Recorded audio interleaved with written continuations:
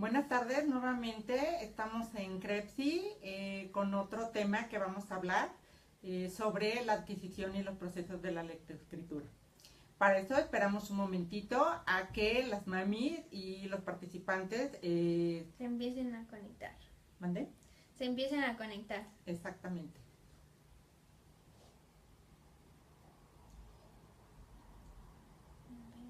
También pedirles que si no nos escuchan, nos hagan los comentarios y podremos alzar un poquito la voz. Espero que nos estén escuchando bien.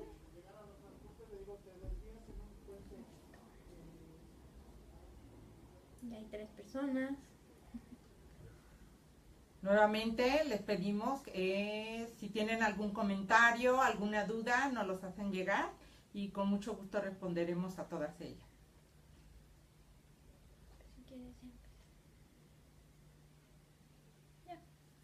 Bueno, pues el tema de hoy es adquisición y procesos de la lectoescritura. Este es un proceso muy complejo, no es nada fácil, pareciera muy fácil adquirirlo, sin embargo, se requieren de muchas condiciones para que el niño pueda adquirir estos procesos de lectoescritura. Uno de ellos es que tenga el desarrollo del lenguaje adecuado, otro es que tenga una cuestión cognitiva normal y otra es desarrollar la conciencia fonológica. Claro que tampoco esto quiere decir que un niño, por ejemplo, con síndrome de Down no pueda aprender a leer y escribir, ¿no? Porque hay muchos métodos para... Hoy les vamos a hablar de uno en específico, pero existen muchos métodos para que los niños adquieran la lectoescritura. Así es. También junto con estas habilidades se requieren de una serie de prerequisitos que los niños tienen que ir desarrollando poco a poco. Uno de los prerequisitos es que tenga una motricidad, es decir, que va a ir desarrollando la lateralización.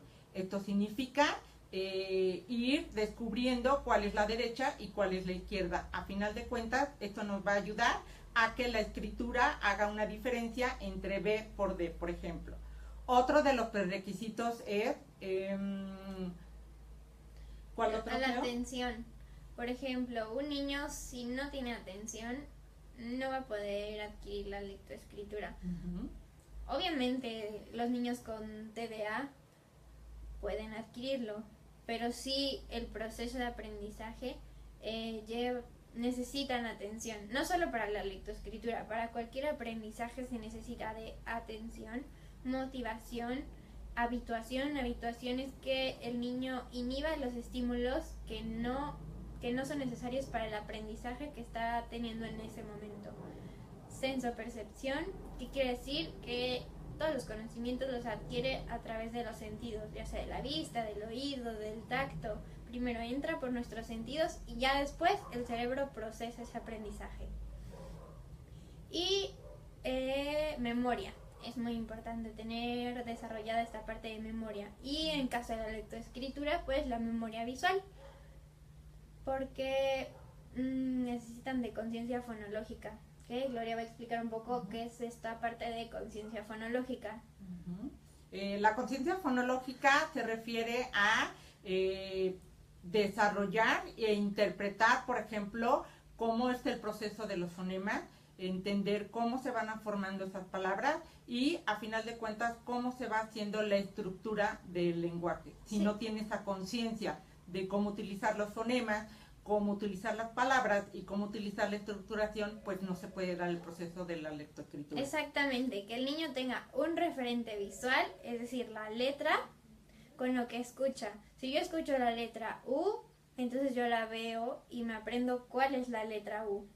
Es esa parte. Escucho, veo. Es visual, auditivo. Por eso es importante lo que Gloria mencionaba en un principio, el desarrollo del lenguaje para la adquisición de la lectoescritura. Igualmente, por ejemplo, cuando el niño está leyendo una palabra, es importante que entienda el significado de la palabra. No, el objetivo no es descifrar por ejemplo, mamá, sino entender que mamá tiene un significado, es la persona que le da de comer, que está con ella, con el niño. Ese a final de cuentas es el objetivo de la lectura, entender el significado de las palabras y por consecuencia entender el significado de una estructuración, es decir, de una estructura sintáctica como los niños van al bosque o los niños se durmieron en la noche. El niño tiene que entender el significado de toda esta estructura, no descifrar letra por letra o palabra por palabra. Ok, ahora lo que queremos es que entiendan un poco el proceso por el que pasan los niños para adquirir la lectoescritura, porque los niños van por etapas, crean sus propias hipótesis. Entonces, un niño no puede pasar de un nivel de no saber nada a saber leer y escribir, pasan por todo un proceso. La primera etapa por la que pasan los niños se le llama presilábico. ¿Qué quiere decir esto? Que el niño todavía es cuando los niños empiezan a dibujar y a hacer trazos y a hacer lo que comúnmente llamamos como garabatos. Todavía no tienen noción de las letras, entonces empiezan, este es un ejemplo de una escritura presilábica.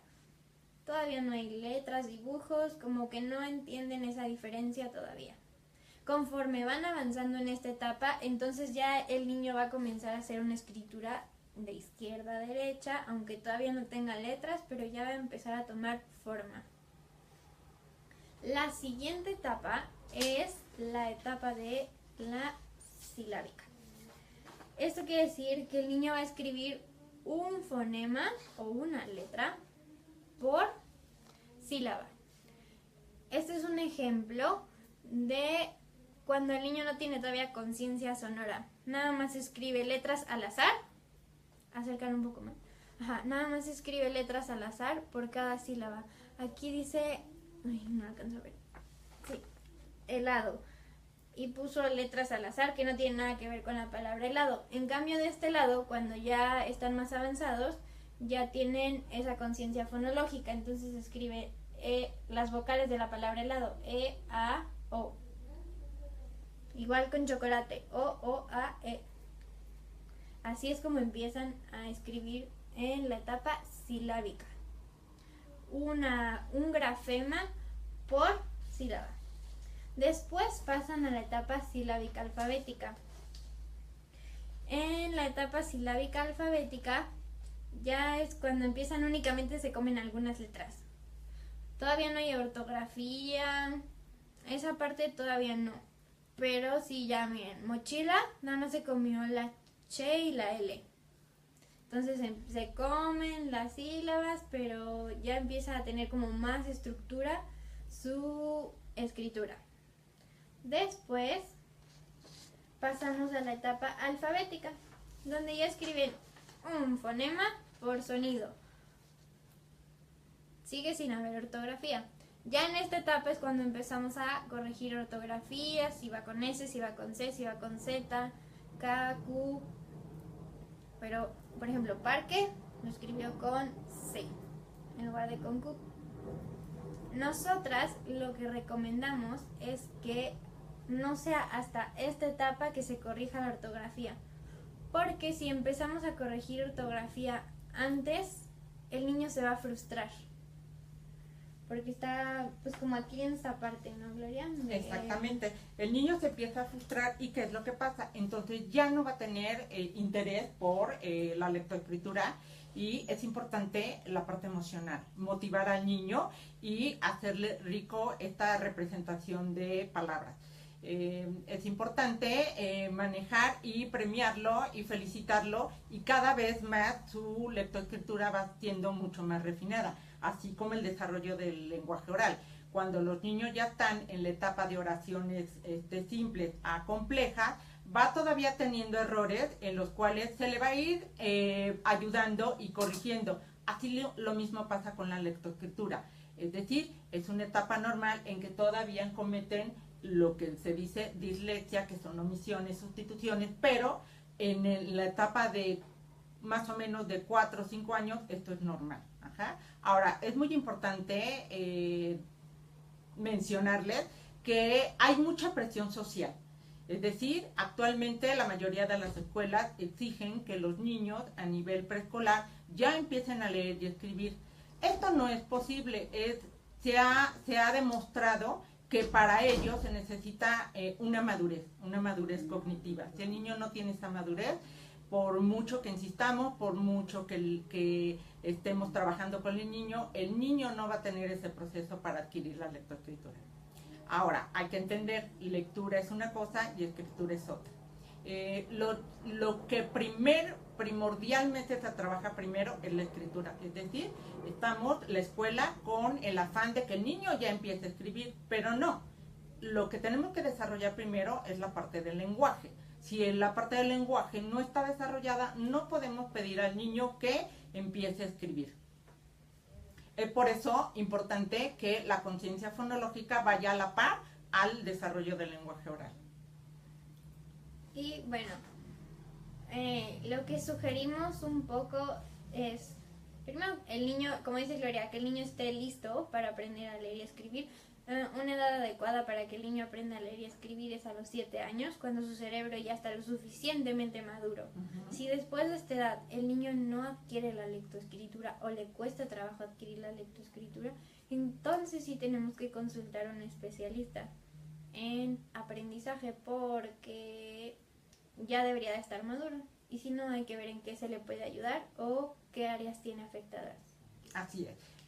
Pudiera tener dificultades en la discriminación auditiva, pudiera tener dificultades en los aspectos de la memoria, en los aspectos de la atención, y eso no implica que tenga un problema cognitivo. Muchas veces los problemas de aprendizaje de la lectoescritura son niños inteligentes con un coeficiente intelectual normal, pero posiblemente lo que esté dificultando es la parte visual o es la parte auditiva o ciertos prerequisitos que en un principio mencionamos. Ahora, ¿cómo le hacemos como mamás, maestros, terapeutas para trabajar esta área en los niños? ¿Qué estrategias recomendamos? Lo principal es que se trabaje en la vida, en algo de la vida cotidiana. No sentar al niño a escribir y hacer planas. Eso no funciona. Lo que nosotros recomendamos es, por ejemplo, si mamá va a ir al súper, entonces que me ayude a hacer la lista del súper. ¿Qué necesitamos? Y no estar tampoco ahí corrigiendo. No, zanahoria se escribe con Z, no. Si lo escribe con S, está bien. Si ahorita nos escribe de forma silábica, también está bien. Igual y podemos apoyarnos con imágenes. Otra forma es, por ejemplo, hacer oraciones. Todas las actividades que les estoy diciendo es hacerlas dentro de un contexto, o sea, un mismo tema, y que sea sobre todo del interés del niño. Entonces, por ejemplo, escribir oraciones, pero oraciones que tengan la misma, sean oraciones iguales y solo le cambie una palabra. Por ejemplo, si voy a escribir, guardo en mi mochila mi lápiz, guardo en mi mochila mis colores. Solo estamos cambiando una palabra de cada oración. Esto lo que va a ayudar es que el niño tenga seguridad al leer. Él ya va a saber lo que dice la oración y esto le va a dar mucha seguridad. Y también es importante la seguridad para este proceso. Ok, también lo que podemos utilizar como estrategia es algo muy rico y muy padre para los niños, es trabajar con un arenero. Es decir, podemos, por ejemplo, presentar una palabra de una imagen muy cercana a él, como su nombre, por ejemplo. Si el niño se llama Juan, podemos presentar una foto y abajo su nombre, Juan, y en una cajita con arena el niño puede empezar a trazar, copiar, pero para esto se necesita, obviamente, con anterioridad, ejercicios de motricidad. Y podemos entonces realizar ejercicios, por ejemplo, de caligrafía, podemos hacer ejercicios de arriba, abajo, derecha, izquierda, para fomentar la lateralización. Todo eso va a permitir que el niño, a la hora de estar jugando, porque ese es el objetivo, que aprenda jugando. Si, como dice Geo, si estamos forzándolo, si lo estamos obligando a que escriba, no va a tener significado. Ahora, la primera palabra significativa para él es su propio nombre. Podemos empezar entonces a trabajar con ello. Y poco a poquito ir incorporando, aumentando su repertorio. Es decir, si la letra de Juan empieza con J, podemos entonces buscar palabras que empiecen con J. Por ejemplo, jirafa, por ejemplo, jalea. Jirafa. Exactamente. Y una vez que nosotros busquemos imágenes y palabras, vamos a ir incrementando ese repertorio.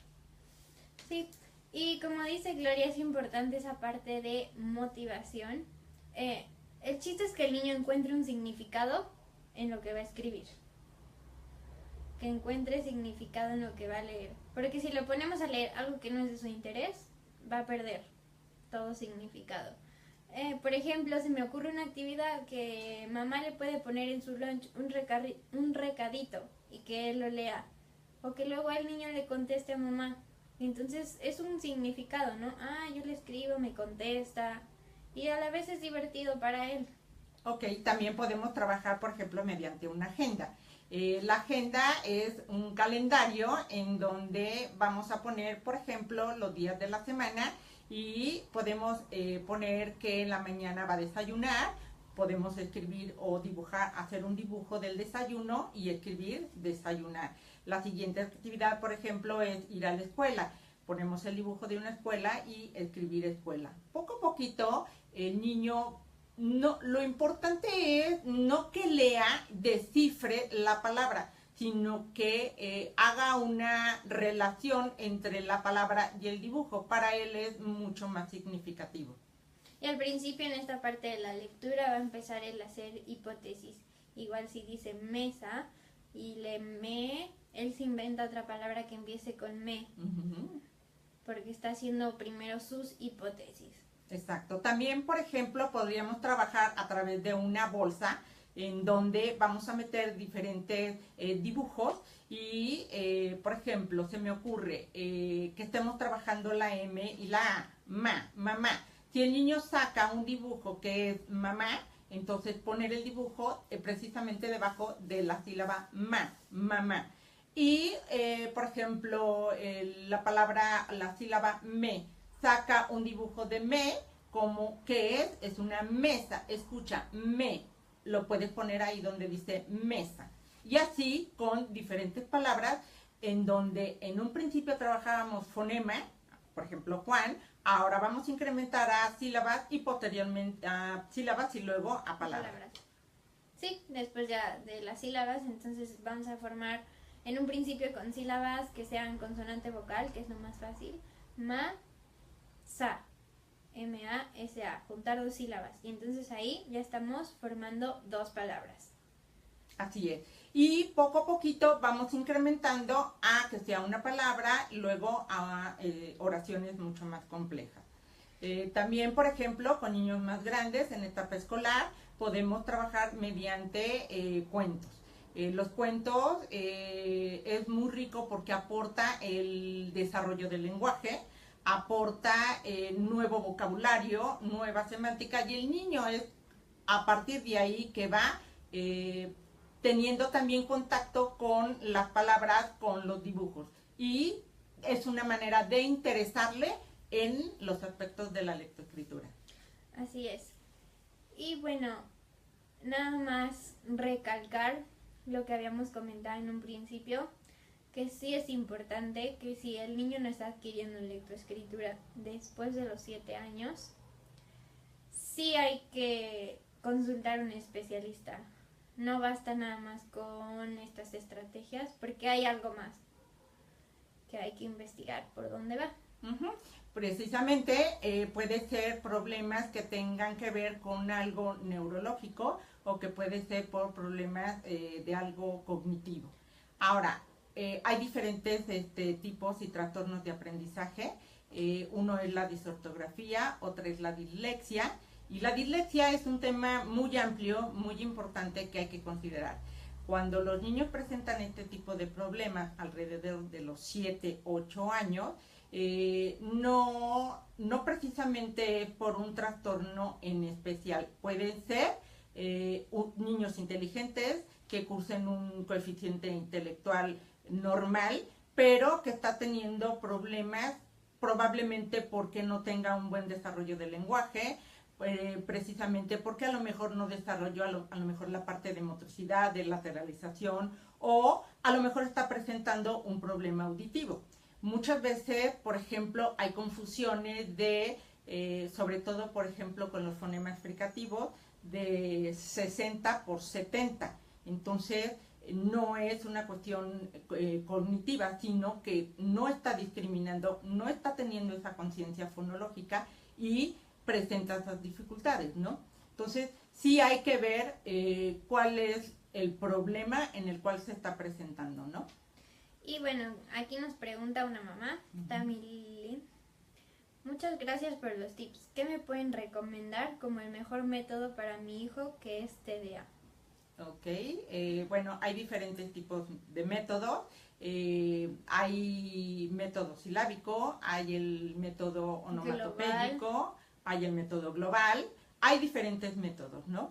Creo que lo importante ahí es determinar específicamente para tu niño y el tipo de TDA también que tenga, ¿no? Si es hiperactivo, si es impulsivo, si solo es inatento, si es mixto, también depende mucho y depende de las características de cada niño, independientemente de si tiene TDA o no tiene TDA, es dependiendo de las características de cada niño, lo que le funciona. Eso sí, ya habría que valorarlo como más a fondo, ¿no? Pero tú, pues como mamá, puedes probar distintos métodos y ya verás qué es lo que a tu niño le funciona. Exacto. En la mayoría de las escuelas, el método que más se utiliza es el silábico. Es decir, empiezan por sílabas y luego empiezan a unir esas sílabas para formar palabras. Ahí los niños no tienen de otra más que hacer esas asociaciones, esas combinaciones, ¿no?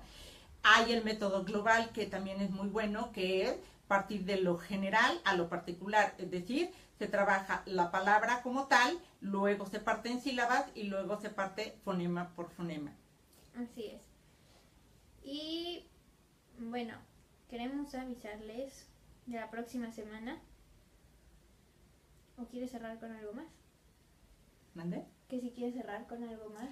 No, solamente mencionarles que es muy importante considerar la edad en que el niño tiene contacto con la lectoescritura. Los niños tienen ese contacto desde que son muy chiquititos, incluso antes de que entran a la escuela, ¿no? Desde que agarran un color para colorear y dibujar, desde ahí ya están comenzando este proceso. Y bueno, lo importante es que la lectoescritura no es descifrar, no es leer pausado, bien, con cierta entonación, no, es leer y entender el significado de lo que está leyendo. Ese es el objetivo de la lectoescritura, que el niño entienda lo que está leyendo. Por eso, dicen uno, bueno, es importante la lectura, pero también es importante la escritura. Las dos van íntimamente ligadas, no es por un lado la lectura y por el otro lado la escritura, van íntimamente relacionadas. Por eso es importante trabajar a la par estas dos condiciones, ¿no? Para que el niño pueda entender. Y bueno, poco a poco va a ir refinando, va a ir entendiendo, pero se tienen que trabajar todas esas habilidades, ¿no? Sí. Igualmente, cualquier duda que tengan, les vamos a dejar otra vez nuestros teléfonos en la publicación o si nos quieren mandar inbox o en los comentarios y siempre respondemos a todos sus comentarios. Y pues avisarles que la próxima semana por vacaciones no vamos a transmitir, pero el martes 8 de agosto sí, vamos a estar hablando específicamente de articulación. Es decir, todos los trastornos que los niños presentan a la hora de articular los sonidos de las palabras.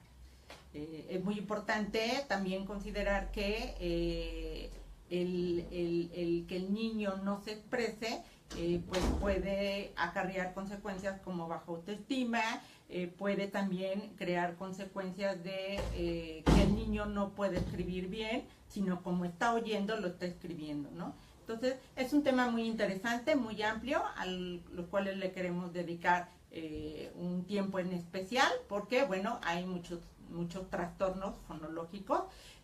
Uno se llama astigmatismo, que es problema de la S, rotacismo, que es problema de la R, y bueno, considero importante hablar específicamente de trastornos de articulación. Igualmente, como les mencionamos en el video anterior, si tienen algún tema del que quieran que hablemos, alguna sugerencia, nos los pueden hacer saber y pues ya. Y nos está preguntando Yolanda Maribel que si trabajamos con niños con trastorno del espectro autista. Sí, sí trabajamos con niños dentro del espectro autista. Sí atendemos niños con autismo. Básicamente trabajamos con niños con síndrome de Down, con trastornos de déficit de atención, con niños autistas, en general con cualquier niño que presente algún problema en la comunicación, ya sea en el lenguaje oral, ya sea en la parte de aprendizaje de la lectoescritura y de las matemáticas. Así es. Pues les agradecemos muchísimo que nos hayan escuchado, que se hayan tomado un momentito para informarse un poco más de este proceso de la adquisición, que para muchos es muy importante, para la escuela mucho más, pero lo importante es que el niño tenga contacto con eso, pero que le sea muy enriquecedor. Así es. Muy bien, pues nos vemos hasta el martes 8 de agosto a las 4. Muchas gracias. Adiós.